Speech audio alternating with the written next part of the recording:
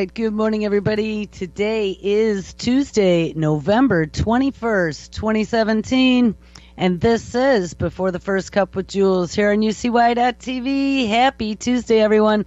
It is a chilly and gray 43 degrees here in upstate New York.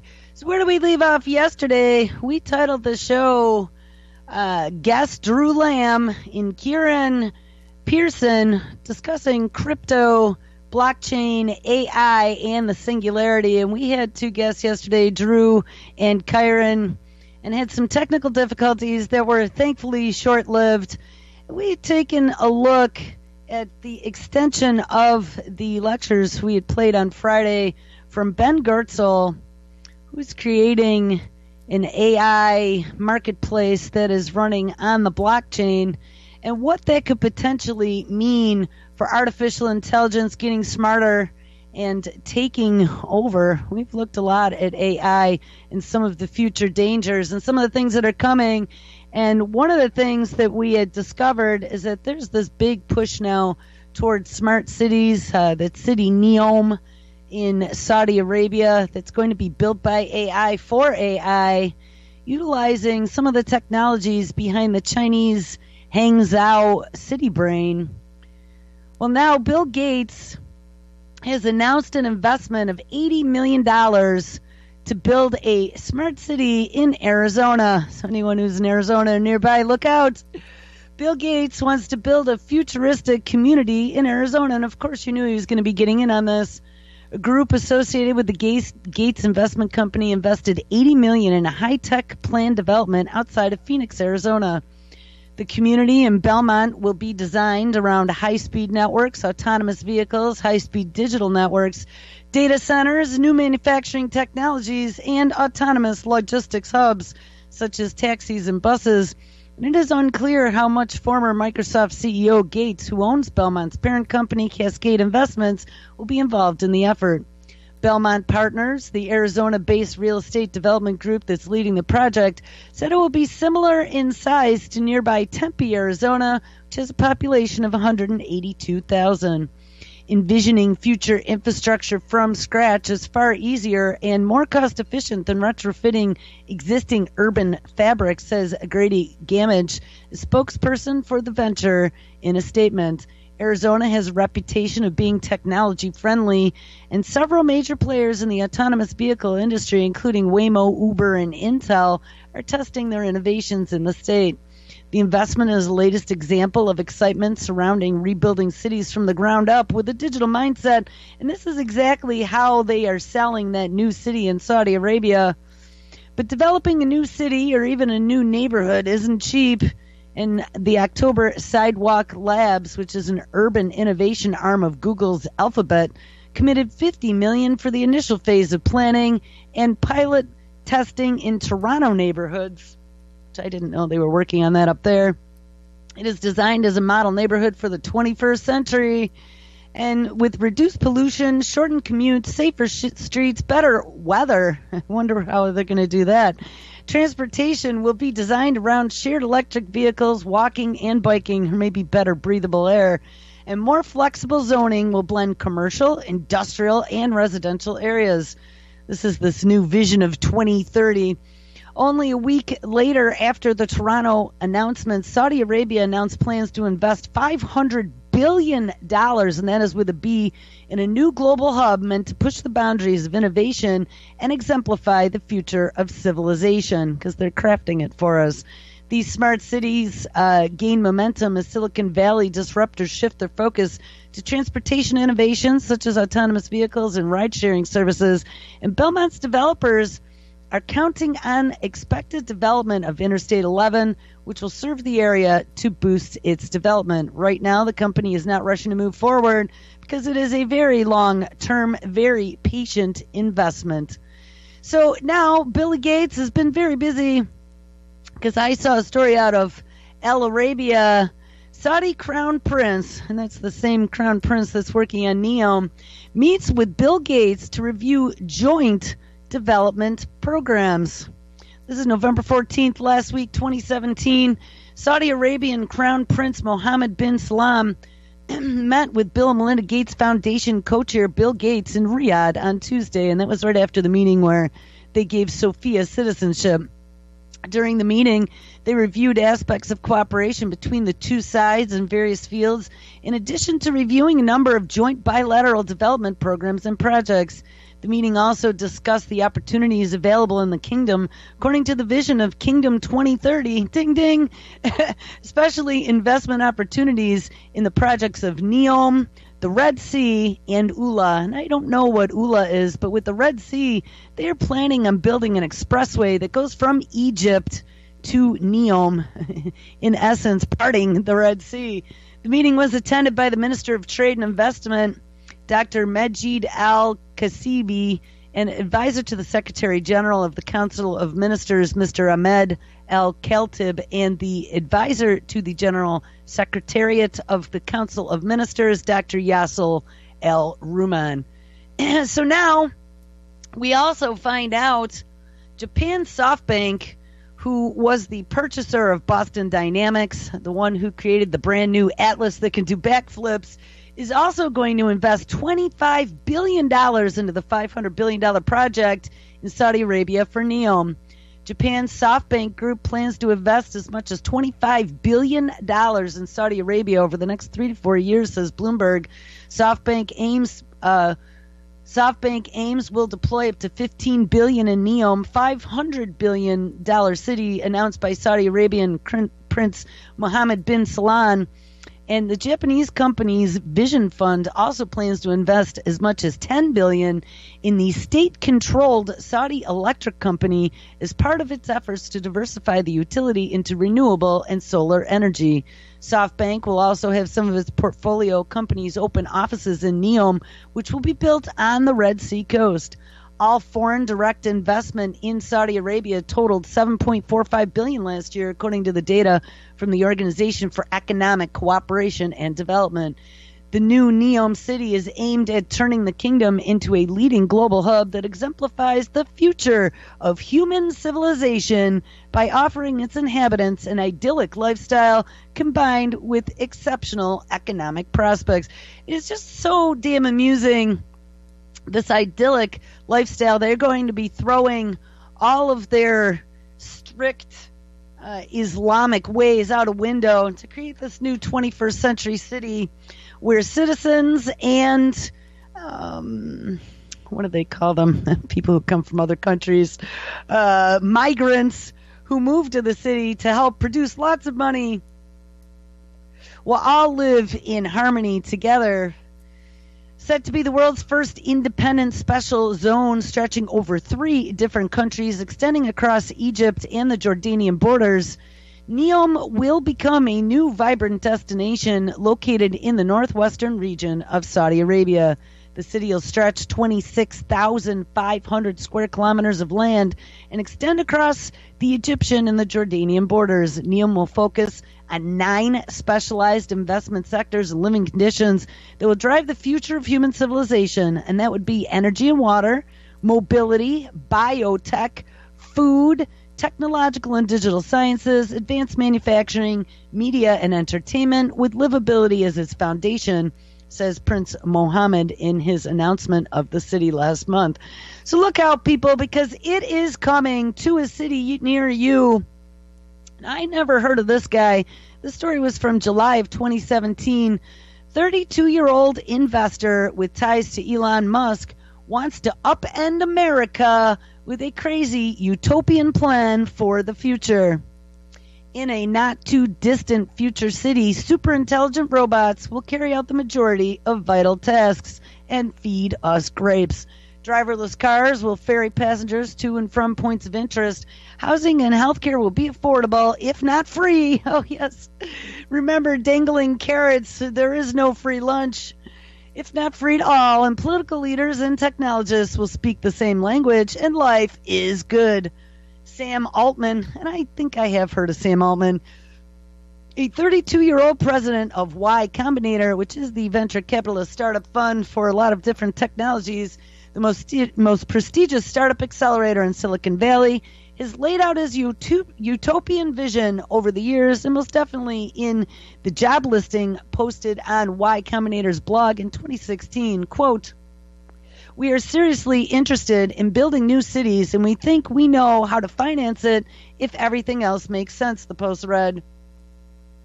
"We need people with strong interests and bold ideas in architecture, ecology, economics, politics, technology, urban planning, and much more." Like many of his peers in Silicon Valley, Altman believes technology is the better way to the future, and I would disagree with that. It is our enslavement, but this real-world ambition is grander than most. He wants to investigate ways to build new cities, give people money for nothing, rethink voter registration, keep politicians accountable, and get new Altman-approved leaders elected, all while running Y Combinator, which famously birthed startups like Airbnb, and Dropbox. And much like one of his notable colleagues, Tesla CEO Elon Musk, Altman is set on turning the ideal into the practical. Both of them believe they have solid ideas for reshaping society in their own image, and sometimes this means executing plans within the next few months. Other times it means road mapping projects decades down the line and relying on phrases like, quote, "the math should work out," unquote. "I have a very strong vision of where I'd like to see the world go," says Altman, "and I don't think it gets there by startups alone." In 2005, at age 19, Altman dropped out of Stanford to found the social networking app Looped, which he sold in 2012, and in 2014, he replaced Paul Graham as Y Combinator president. These days, he says he spends 80% of his 65-hour work weeks helping startups sort through their growing pains and get to market as fast as possible, and the remaining 20% is dedicated to outside projects. His baby is OpenAI, and that is the non-for-profit that he co-chairs with Elon Musk that searches for benevolent ways to use artificial intelligence in daily life. Altman's vision for how OpenAI could be deployed sheds light on how he wants to help people in real ways. "Let's imagine," he says, "we get to a world where AI gets so good that robots can mine raw materials out of the ground, refine them, and build them into a house."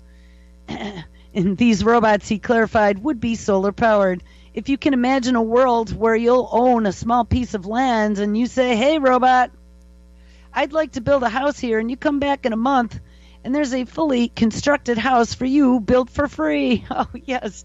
This is that crazy utopian vision that everything is going to be free and without consequences, giving it all up to our robot overlords. Altman sees that kind of far future scenario as a boon for towns and cities plagued by shortages of affordable housing, and he also sees the plight firsthand from his home state of California to middle America. He probably can't afford a house in California. In November 2016, shortly after Trump won the election, Altman left Y Combinator's headquarters in Mountain View, California, in search of 100 supporters of the president-elect. He asked them about their political views, their fears, and their gripes with America's political landscape, and he later published his findings on his blog for the world to see. "People don't believe that they have an economic future," he said, and that's because the robots are going to take all the jobs. But over the past year, Altman has expressed a deep interest in resolving those economic concerns. We're just going to give it all away. 50 years from now, I think it will seem ridiculous that we use the fear of not being able to eat as a way to motivate people, he wrote in 2016. "I also think that it has become impossible to truly have equality of opportunity without some version of guaranteed income." Now, here it comes again, this universal basic income idea. They're just going to hand you money to be pretty and eat grapes. Don't believe that for a second. That blog post announced Y Combinator's intention to launch an experiment in universal basic income, a system of wealth distribution that pays participants a set amount of money to use however they want. The premise, which is being tested in more than a half dozen locations around the world, is that universal basic income can create a social safety net that reduces or even eliminates poverty. Altman's own experiment is small for now. It is running in Oakland, California, and it involves about 100 people getting between $1,000 and $2,000 a month. The goal is to get some practice with delivering money and collecting data. Ding, that's what you're paying it with. And if that data comes back showing basic income has left people better off, both emotionally and financially, Y Combinator will expand the project in a 5-year nationwide trial. Nationwide trial? Really? Society is poised to lose millions of jobs to AI, he says. The prevailing research suggests, and it is propelled in part by Silicon Valley types like Altman, who himself is researching how robotics can replace human labor on a grand scale with projects like OpenAI. The recognition of that responsibility, he believes the tech world should at least be trying something. Okay, you can't fault him for wanting to give you $2,000 a month. I don't know if basic income is the answer or not to this massive technological revolution that we are in the middle of, and that would be the fourth industrial revolution, they call it. But it is something that I'd like to study. But for all of his involvement in political issues, Altman doesn't consider himself a political person. He was raised in St. Louis to a pair of Democratic parents with childhood memories of his time spent as a Boy Scout, tinkering with his Macintosh and reading science fiction. He was more interested in computers than current events. It really only was since 2014, when he replaced Graham as Y Combinator's president, that he started to take a serious interest in how technology could improve the political process. Ding, ding, and you just wait. We're going to have an AI for president one of these days in the future of humanity. He began thinking of ways to broaden both his and Y Combinator's horizons to support more nonprofits like the ACLU and startups focused purely on hard science, which he sees as a vital to humanity's progress. Some have criticized Altman's larger-than-life goals, claiming they are ambitious to a fault, and when the news broke last spring that he wanted to build brand new cities, Allison Arif, editorial director of the San Francisco Bay Area Planning and Urban Research Association, wrote on Twitter that, quote, Y Combinator aims to build cities from scratch because no one has ever tried that before. And writing for Gizmodo, Alyssa Walker questioned why Y Combinator even felt the need to build a brand new city, given all that is wrong with existing urban areas. Why not simply focus on improving the city of Mountain View, California, where Y Combinator is already located, she wrote, which certainly needs to find solutions to many of the urban problems due to some startups like Airbnb, which Y Combinator has backed. Anad Giridnes, a writer and political analyst covering technology and society, has written that Silicon Valley is generally obsessed with what he calls regressive innovation, or the act of creating solutions that don't actually make life better for people, which they don't. They just suck you more into the machine. And speaking with Business Insider, he referred to such venture capitalists as, quote, world changer incubator messiahs. And that's going to take us somewhere here in some of our next stories about the Messiah. Altman, for his part, says that he prefers to use the phrase change the world only after he has already done so. And in some cases, he sees his role more as a facilitator than as a doer. He understands that the technology side of the projects, but he still relies on people more well-versed in economics, public policy, and urban planning to inform them, he says. And I don't think tech is the solution to all problems, and I certainly don't think startups are the solution to all problems.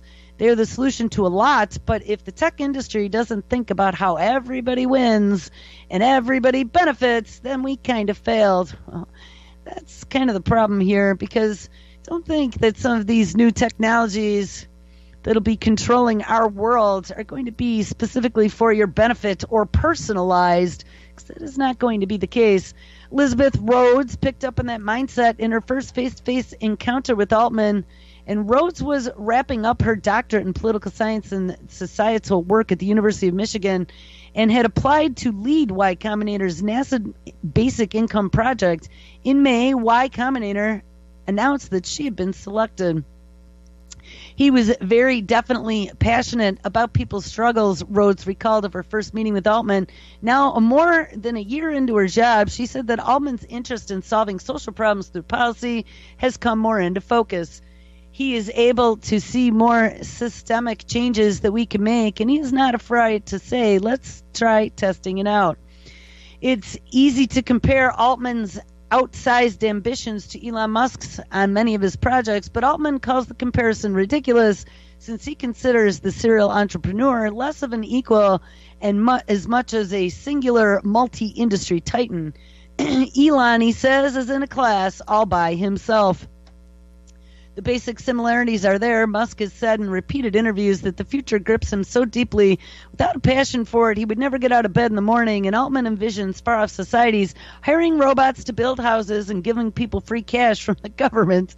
And he also shares Musk's view that these kinds of mega projects aren't crazy. And at the 2015 Vanity Fair Summit, the two appeared on stage together to discuss in calm voices how they might live on Mars or harness the sun's energy for nuclear. I believe that most things I work on are practical, and someday they will be hugely important, says Altman. So where do we go from here? So Altman really wants to change the world, give us all money, and build free 21st century cities. Well, I ran across something that caught me a little by surprise, and that would be Sylvania. AI is the future, and Sylvania holds the key. We're traveling back over to the other continent.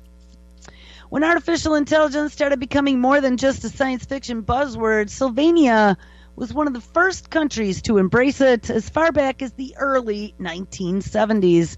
The investment continues to this day, and the Financial Times reports that Sylvania and the Czech Republic both continue to spend as much on research and innovation as other larger Western European countries. As a result of its dedication to this field, Sylvanian AI research has achieved international attention, and many of the projects involved with collaborations with organizations and nations around the world. The event registry is an example of an entirely Sylvanian project developed with the aid of European funding, and the tool is a system that analyzes more than 100,000 text news sources from various languages to track how news spreads from one location to the rest of the globe, including story development and the context in which news is mentioned. It is also capable of making predictions concerning the spread of news, which is all good in this search for fake news, which has proved to be especially enticing for media publishers. And at present, Event Registry is limited to the scope of its analysis of text sources such as blogs and tweets, but researchers hope to include televised news in the future. COPCAMS, which stands for Cognitive and Perceptive Cameras, was the fruit of a partnership between institutes of 7 European countries, and its goal was to create large-scale AI vision systems. Networks of cameras known as cognitive and perceptive video systems are able to use visual and auditory information to decide which video streams are most important to transmit. So it would be real-time live video streams from around the world, with the AI making the decision as to what is most important. Applications include the surveillance industry, monitoring of traffic patterns, of course, for your smart cities, and advanced manufacturing. Collaboration between researchers in Japan and those at the Institute aim to advance multi-objective optimization for real-world applications. The project will also allow for the design of evolutionary, not revolutionary, evolutionary algorithms, which it then combines with visual tools and real-world applications.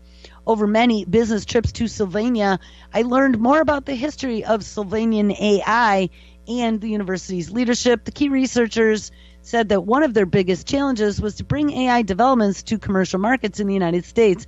And as former vice chairman and chief strategist of the Comtrade Group, the largest IT solutions and software company in Sylvania, I was able to bridge the gap for the researchers. With the help of the Comtrade Group, scalable solutions are now being deployed in both the U.S. and the European market, and businesses in the United States are looking to now leverage some of these surveillance developments within the artificial intelligence community that can take some important steps forward.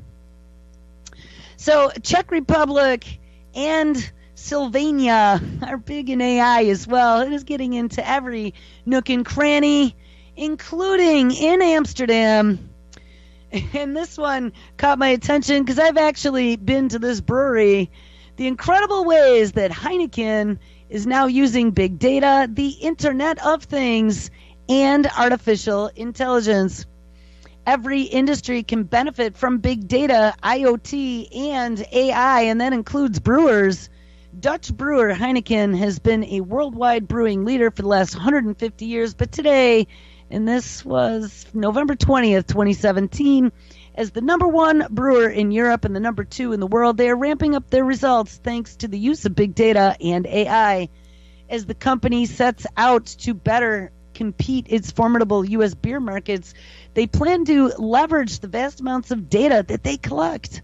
And currently, they sell more than 8.5 million barrels of its various beer brands here in the U.S., but they hope to increase those numbers with data-driven improvements and AI augmentation to its operations, its marketing, its advertising, and customer experience. From forecasting to optimizing delivery routes, Heineken uses data at every stage of the supply chain, and data informs Heineken's collaborative planning, forecasting, and replenishment process to eliminate inefficiencies throughout the entire chain. Through data analytics, the brewer can adjust production when there is high inventory, long production times, or replenishment lead times, and seasonal variances in demands for its products. The brewer is not letting the potential of the Internet of Things pass them by. By 2025, the Internet of Things is expected to generate up to $11.1 trillion with a T dollars a year in economic value, according to a McKinsey Global Institute report. Heineken has already dabbled in the Internet of Things with its Ignite bottle, one of the winning ideas for the company's annual Future Bottle Design Challenge. And these interactive bottles have 50 individual components and sensors, including LED lights that turn beer bottles into connected devices that respond to the beat of music in clubs and reflects its rhythm so that, quote, every bottle can become a part of the party. I thought that was pretty cool. But what is it sensing? 50 sensors in the bottle itself, smart bottles. And its lights also flicker when the bottle is tipped back for a drink. Cheers, another bottle says. Or maybe it puts it across the bottle and it dims when nobody is touching it. The Ignite bottle certainly contributes to a memorable customer experience when enjoying Heineken brew. Heineken also partnered with Walmart on a pilot program with Shopperception, which is a company that analyzes the behavior of shoppers in front of the shelves and uses metrics it gathers to create real-time events to drive more conversions. This program helped them gather a tremendous amount of data on how every six-pack or can of Heineken left the store. The brewer and retailer can assess all that data collected to better understand the customers who purchase Heineken, so it's spying on you, as well as what might best be the best location in the store to sell beer and when. Heineken also has a strong social media following and created partnerships with Facebook and Google to better understand their customers. Now armed with insight, Heineken can take personalized and event-driven marketing to the experience. And then they can build customer engagement. It's going to be where it starts answering questions for you. The company's social media strategy strives to develop relationships with its fans rather than just bombard their feeds with posts of beer glasses and links to its latest ads. They implement the star treatment that includes targeted mobile ads, special offers, and exclusive events. Every Facebook and Twitter post is tagged with a unique identifier that allows the social media to gather data on how people are responding to their posts. And guys, everything is going 21st century, and our beer isn't even safe, and neither are our churches. We've talked about Lewandowski before. He's a former employee of Uber and a former employee of Google, and he was accused of stealing code from some of the driving Uber cars for the, I think it was the Waymo project. Dean of a new church says that we need to worship the AI altar or else. I mentioned the story yesterday, but I want to read this take on it. We have talked about this before, but this take was probably the most disturbing of all that I have read yet about this new AI church. And this is becoming a religion, people. It is like WTF, but you got to stick an O in there for its acronym. That is the acronym for Anthony Lewandowski's new church, which he dubbed the Way of the Future. Here's how Silicon Valley robotics whiz describes his artificially intelligent-based religion in an interview from Wired magazine. He says, quote, "What is going to be created will effectively be a god. It is not a god in the sense that it'll make lightning or cause hurricanes, but if there is something that is 1 billion times smarter than the smartest human, what else are you going to call it? He says, yeah, well, maybe we should have just gone with WTF. And aside from starting his own religion, Lewandowski is the central figure in a lawsuit for Google's spinoff Waymo filed against Uber, in which he stands accused of stealing the self-driving car secrets. The trial is set for next month, and this story is from November 15, 2017.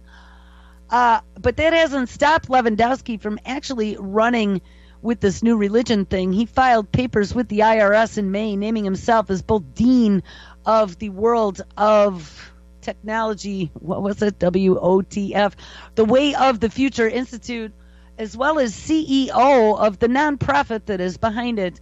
The documents, according to Wired magazine, states that WOTF's activities will focus on, quote, the realization, acceptance, and worship of a godhead based on artificial intelligence developed through computer hardware and software. It sure sounds like some nerdy prank, but Lewandowski says that it isn't. The idea needs to spread before the technology does, he explained, and the church is how we spread the word or the gospel.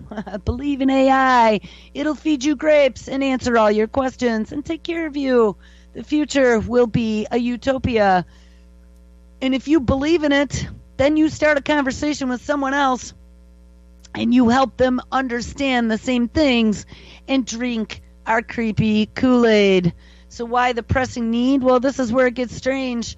Part of AI being smarter than us, he says, means that it will decide how it evolves, but at least we can decide how we act around it.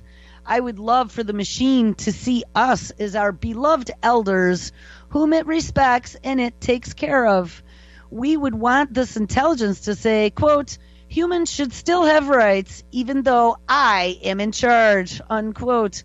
Thought leaders like Bill Gates and Stephen Hawking have raised concern over potential dangers of AI becoming more intelligent than us, and Elon Musk even went as far as saying that we could be summoning the demon. I think he's correct. And Lewandowski, and I don't know why they keep saying that Bill Gates came out, because Bill Gates gave a half-hearted, oh yeah, it might be dangerous, but don't worry about it.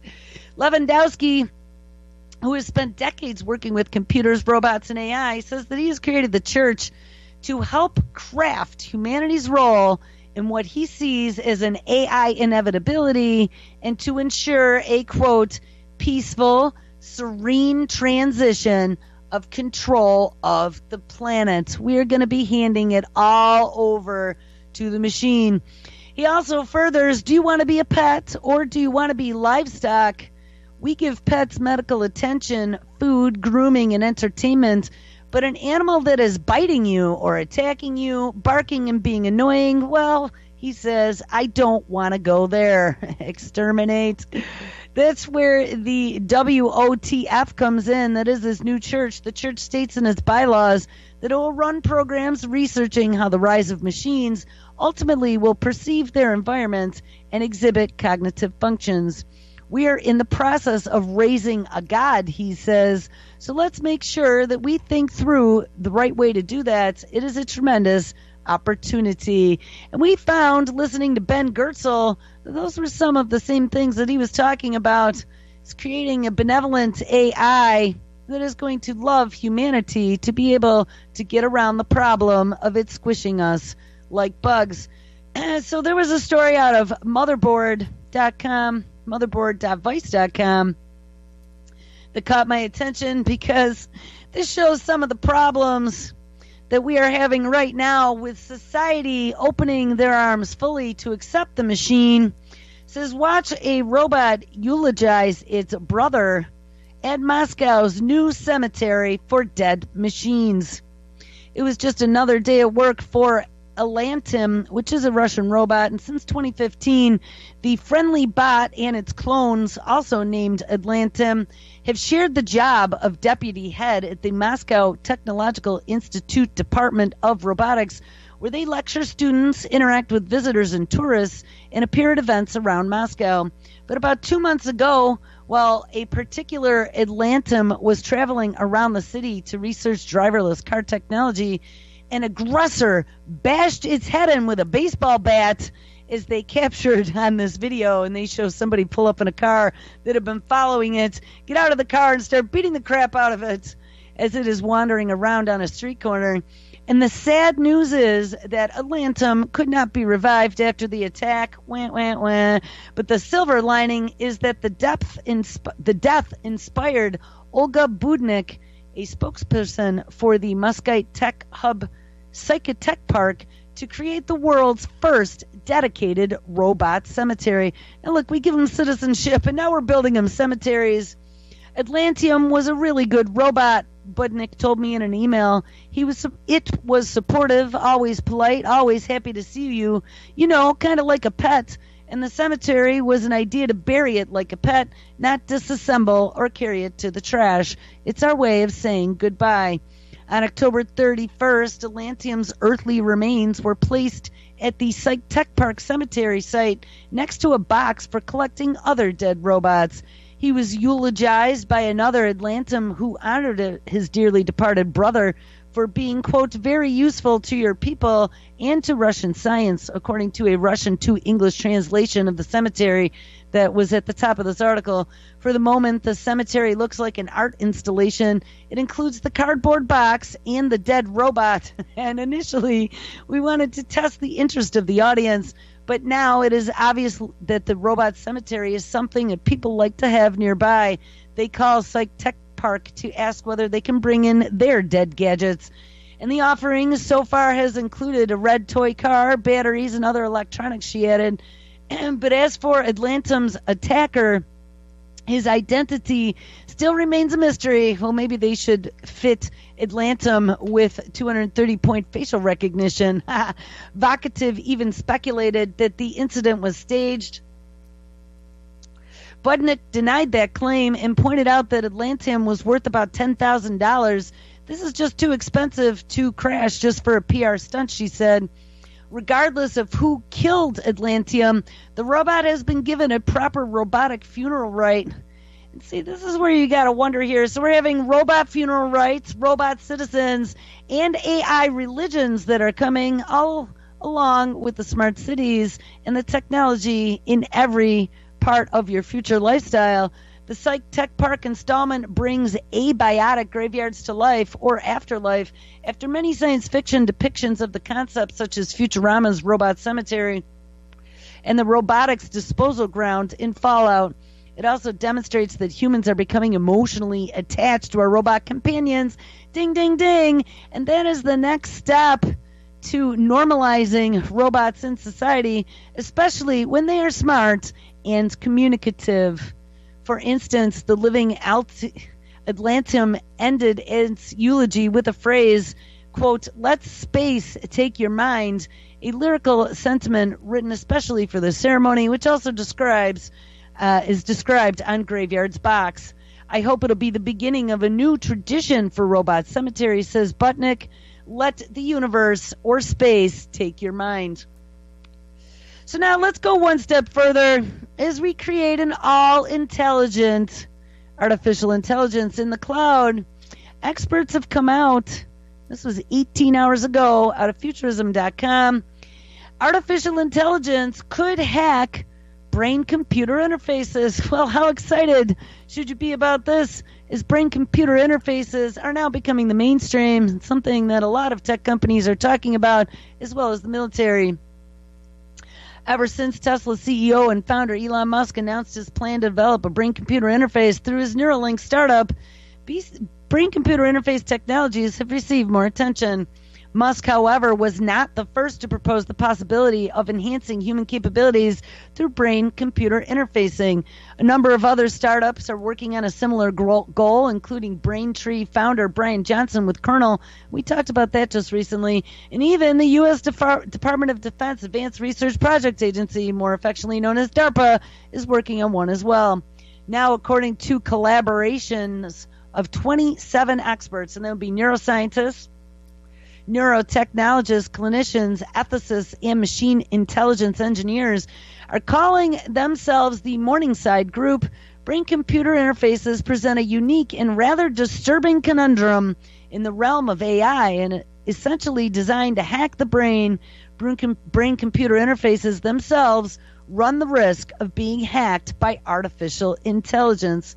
Such advances could revolutionize the treatment of many conditions, from brain injury to paralysis to epilepsy and schizophrenia, as they are diagnosing disease by the sound of your voice, and transform human experience for the better, say experts in the comment piece in the journal Nature. But the technology could also exacerbate social inequalities and offer corporations, hackers, governments, or anyone else new ways to exploit and manipulate people. Ding, ding, ding. Now, we've been looking a lot at them coming for your brain for a very long time as part of the 21st Century Cures Act and the Brain Initiative put across by Barack Obama. And it could profoundly alter some core human characteristics, and that would be your private mental life, individual agency, and the understanding of individuals as entities bound by their bodies. Remember, Kurzweil had talked about networking brains, connecting your neocortex to the cloud.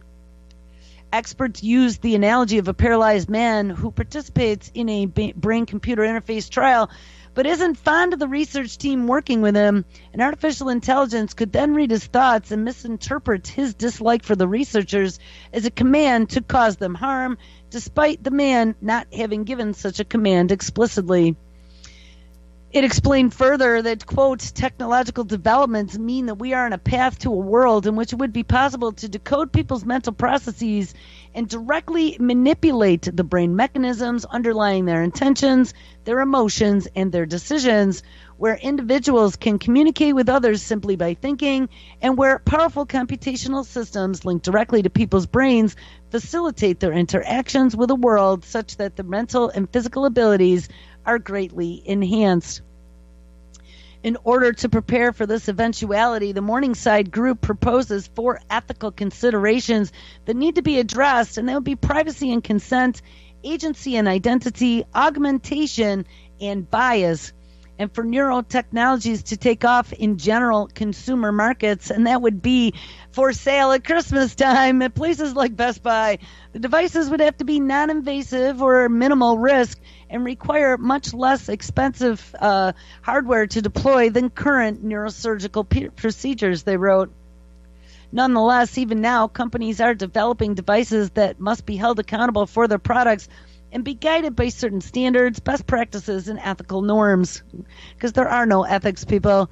These become even more crucial when considering how, quote, profit hunting will often trump social responsibility when it comes to the pursuit of a technology, according to human history.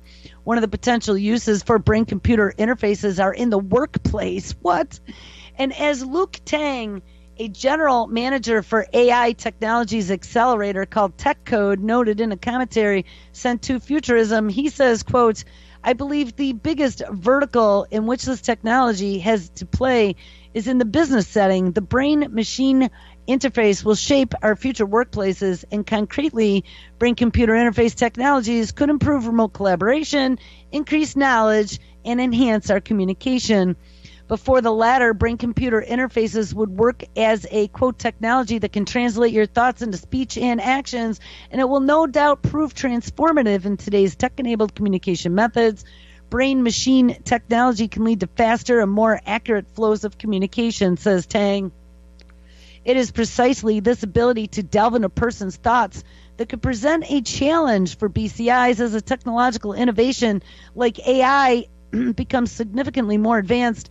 In order for us not to lose all potential that BCIs can offer, it is important to have the right considerations. The possible clinical and societal benefits of neural technologies are vast, but to reap them, we must guide their development in ways that respect, protect, and enable what is best in humanity. So why are we talking about this? Because is there a brain-computer interface yet on the market? Well, November 14th, 2017, out of ScienceAlert.com, for the very first time ever, scientists have boosted human memory with a brain implant. With everyone from Elon Musk to MIT to the DoD researching brain implants, it only seemed a matter of time before such devices were ready to help extend our natural capabilities. Now, a professor from the University of Southern California has demonstrated the use of a brain implant to improve the human memory, and the device could have major implications for treatment of one of the U.S.'s deadliest diseases. Dong Song is a research associate professor of biomedical engineering at University of Southern California and has recently presented his findings on a memory prosthesis during a meeting of the Society for Neuroscience in Washington, D.C. that we talked about last week. There were 30,000 brain scientists there. According to a New Scientist report, the device is the first to effectively improve human memory. To test his device, Song's team enlisted the help of 20 volunteers who are having brain electrodes implanted as a treatment for epilepsy. And once they were implanted in the volunteers, Song's device could collect data on their brain activity during the test, designed to simulate either short-term memory or working memory.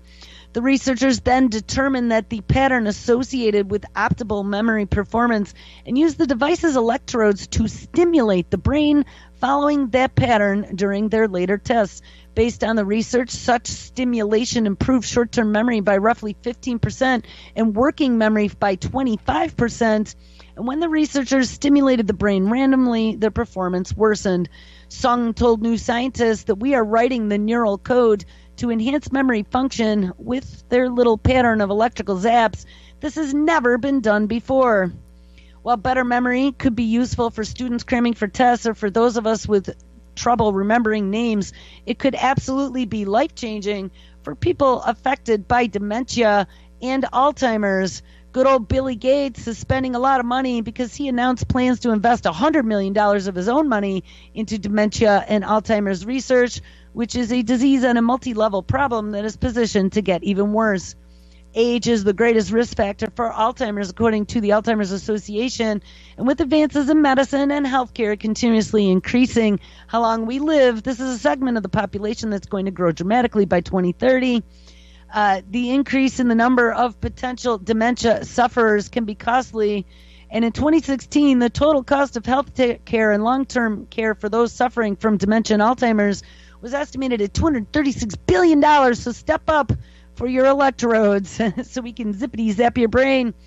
And of course, further testing is required before Song's device could be approved as a treatment for dementia or Alzheimer's. But if it is able to help those patients regain even part of their lost memory function, the impact would not only be felt by patients themselves, but their families and the economy at large. It's going to save millions of dollars to the economy. So step right up for your new robotic doctor. Researchers built an automated robot that specializes in drilling holes through human skulls. If you guys remember, we covered this back in May of 2017, but I thought this was an appropriate place to insert it again. One trope shared among all of the fictional depictions of a futuristic robot uprising is the idea that because we've taught robots so much on how humans function, we essentially build an enemy that knows all of our weaknesses, ding ding, what I've been saying all along, and thus how to defeat us appropriately. Well, if humanity ever does find itself in a war against the machines, it might look back on days like today with the utmost contempt. That is because the University of Utah researchers just reported their newest creation, an automated robotic drill that specializes in cutting through human skulls. Now, if anyone ever watched Doctor Who, this reminded me of the Cybermen episode where they were upgrading everybody and putting their brains into Cybermen. Okay, so the robot drill is less an AI monstrosity as it is a potential medical breakthrough, but the concept itself is really the wild part here. The idea was to build a machine that can cut down, and no pun intended, on the time taken for surgeons to make openings in a human patient's skull, which traditionally requires the use of handheld instruments and can take as long as 2.5 hours. That is a long, long time, especially when you consider that the surgery doesn't even actually begin until the skull is successfully sliced open. Oh, my God. It increases both the risk of complications and fatigue on the surgeons, and that is not good for anyone involved. The research team, inspired by drilling hardware used in other industries, developed a robot drill rig that can be programmed to make more precise cuts in just minutes. And before the precision begins, doctors perform a CT scan in which they use a map to plot the actions of the drill and then setting up safety zones. Don't go over there. So that there is no risk of the drill accidentally causing unwanted trauma. Once the drill is programmed, it can begin its work, and doctors stand by to monitor the actions at all times. And the team is testing. The robot completes cuts 50 times faster than a human surgeon. It was primarily built with the skull in mind, but the drill can also be used on other areas where traditional bone cutting is a long and laborious or imprecise process, including the cutting of the hip. The team now plans. This is just horrifying. Let's give the robots the ability to cut us up really fast. The team now plans on selling the technology to surgeons who want a better, faster way to cut bone. Well, that brings me to the next story. This happened in China. This was just the other day, November 18th, 2017. Robot doctors come a step closer as a machine passes the medical exam with flying colors. One of the world's first robot doctors has passed its medical exams with flying colors, and Xiao Yi was put through his paces in the test with his human counterparts and showed that he had mastered the skills for the jobs. Researchers got him ready for his big day by inputting knowledge from dozens of medical books over the past year, but rather than just spit back out data during the exam, he also had to show a reasoning process for treating a given symptom. The robot scored 465 points out of 600 when he passed China's national medical licensing exam. And this was better than what his handlers had expected, said the makers of the robot at Tsinghua University in Beijing. Its score is 96 points above the acceptance line, says Wu Ji, the deputy boss of its electronic engineering department. And this shows that it has indeed mastered the medical knowledge and clinical knowledge, and that it has owned the basic ability to employ its knowledge to solve some problems. So here comes our robot doctor I've warned you about. Wu says that Ziyi sat his exam in a separate room to his human candidates, while nearly 10 staff members had to prepare his special test. We had to make an electronic edition of the paper test for it, with the content the same as the paper edition, said a worker at the National Medical Examination Center. Zhao Yi showed that he could beat his flesh and bone counterparts with knowledge, and we should say that robots are superior to people in memory and storage capacity as well as computing ability, said Wu. But he added that it also showed a human approach when it came to treating sick people. Quite a few questions are case analyses. That is, you are informed of basic conditions of a patient and some of their symptoms. Then you have to tell what disease it is, what treatment you should adopt, and what medicines they should take. Many questions are like this. Such complicated questions cannot be answered only by searching. Therefore, it is essential for a reasoning process based on knowledge and a probability model. But researchers also warned that Zhao Yi also had a long way to go before becoming a qualified doctor. They have invited medical experts to help him learn clinical experience and case diagnostics, but for now, let's go put him to work in an emergency room. Zhao Yi will be at the aid of a human medic rather than actually replace one. What it can do at present is to offer some possible suggestions to doctors so as to help doctors find where the problems lie more rapidly or to avoid some risks. So what do you think about that? Now wait, let's go one more, because there is another robotic surgeon, not one that drills skulls, but one that is quite adept at cutting human flesh. And this was from October 13th, 2017, out of IEEE Spectrum. In a flesh-cutting task, autonomous robot surgeons beat human surgeons. Now, this is going to put some very white-collar jobs out of work. Imagine that you are on an operating table waiting for surgeons to cut a tumor out of your flesh. You want their cuts to be as precise and as accurate as possible, leaving behind no tumor fragments that might cause the cancer to recur, yet also not removing too much of the healthy tissue. Rather than an expert human surgeon, you might want the smart tissue automation robot, more affectionately known as STAR, hovering over you. In a recent set of experiments, STAR's inventors showed that it can make precise cuts better than an expert surgeon, damaging less of the surrounding flesh. The researchers presented their results at a recent robotics conference called the IROS 2017. I really believe that this is the future of surgery, says the study co-author Axel Krieger, an assistant professor of mechanical engineering at the University of Maryland. I believe this will come about first for small subfunction surgeries and then get more complex, Krieger told IEEE. Similar to autonomous cars, where small features such as brake assist slowly morphed into more and more autonomy, I absolutely would trust a robot for my surgery once it is fully developed and validated. STAR has previously pulled off some impressive surgical feats. In 2016, the system sewed together 2 segments of a pig intestine with stitches that were more regular and leak-resistant than those of an experienced surgeon. For the current study, the researchers went to a butcher shop and purchased 3 varieties of pig tissue. That would be skin, fat, and muscle, and before they tested the system against human surgeons, STAR first had to prove its ability to make precision cuts in these 3 types of irregular soft tissue, which can resist cutting tools and then give way abruptly, causing the tool to make inaccurate cuts. STAR does its job by visually tracking both its intended cutting path and its cutting tool and constantly adjusts its plan to accommodate movement. For this visual tracking system, the robot relies on tiny marks that researchers place on the tissue beforehand, which show up in its near-infrared camera, and then researchers therefore call STAR a semi-autonomous robot. After registering the markers that the surgeons placed, the robot autonomously performs the cutting.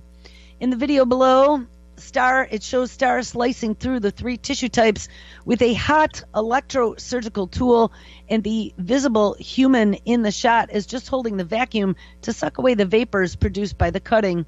The smell of burning fat and tissue can get pretty bad, he says. Well, this is horrifying. Let's teach robots to slice up human and pig flesh.